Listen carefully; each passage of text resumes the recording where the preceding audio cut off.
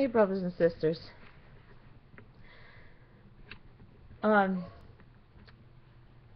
First, I hope you had a wonderful day, and I pray that you're doing well. And I pray that the Lord is keeping you safe.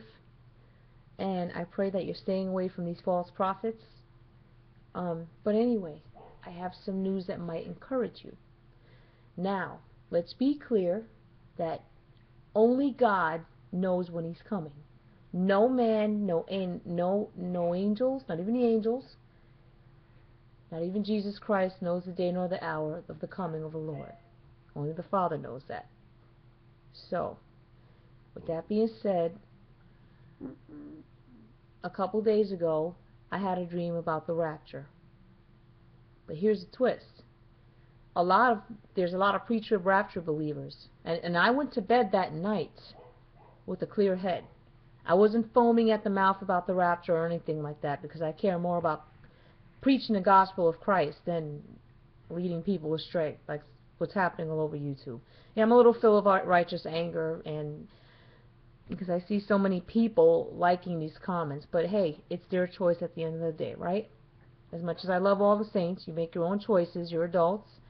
You have enough common sense to go to the Lord and seek His counsel and not trust man. But if you choose not to seek the Lord's counsel, you're damning your own self. But here's how the dream was. The earth looked like a desert. Looked like many trees were burnt up.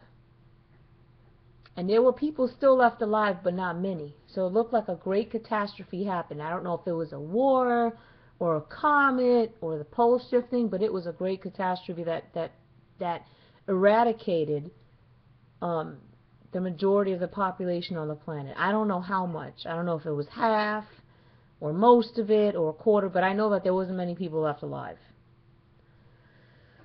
So, it looked like a wasteland. So there was a ball of light that was approaching, and the clouds subsided to let the ball of light through. And only a few, whatever population was left alive, only a fraction of them were disappearing into the ball of light. And then the dream ended. So I believe that was a rapture dream. That the Lord finally came for His true elect bold soldier for Christ. Those that are willing to die for Him. So, take this as a warning to keep your lamps full of oil, Take this as a warning to keep your garments clean, stay spotless, no sin whatsoever. And take this out as a warning to be a bold soldier for Christ, that you be willing to die for Him right now, right this second. Live for Jesus Christ, not for ourselves. And go out and preach the gospel and win souls into the kingdom of heaven.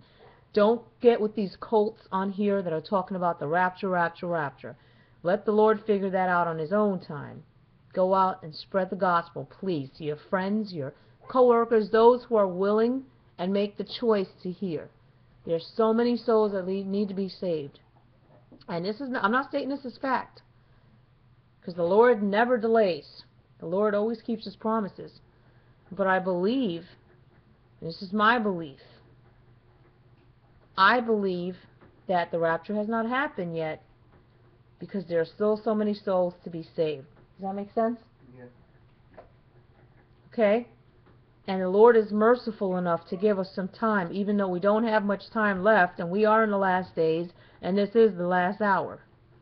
So take whatever precious time we have left and focus on preaching the gospel to others that are lost, and focus on Jesus Christ. Do not trust me, do not trust man, trust no one. I took that dream as a warning that we are in the last days. I believe that dream was from the Lord. I'm not stating it as fact, it's my observation in case I'm in error. I encourage you, not encourage. I suggest and recommend and want you to take this dream to the Lord in prayer and discern it. But I do know in the book of Revelation it talks about 1/3 of the population being eradicated, right? Yeah. Okay? So, and whatever saints were left after the tribulation were adorned in white robes, and they were redeemed. I saw that in Revelation. So take it to the Lord in prayer. You guys, I don't do fancy videos with PowerPoint, and I'm just a simple gal who just is very vocal, very blunt, and will tell you the truth like it is. Take this as a warning, but take it to the Lord in prayer. As a reminder, don't forget what the Lord did for us on the cross, please. Every time you sin, you take His sacrifice in vain. He gave us the gift of eternal life. But we have to stay free of sin to maintain that gift. You can't backslide. You can't be a lukewarm Christian. You cannot be in sin.